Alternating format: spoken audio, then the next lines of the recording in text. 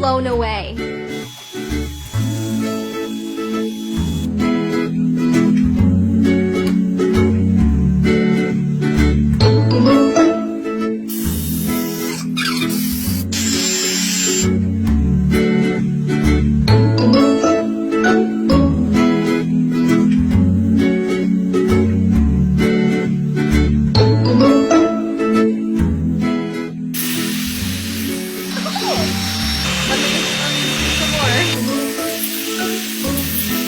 This is just easy to use. So if you struggle with the blow dryer and round brush, I recommend giving this a try. Like I said, you can't go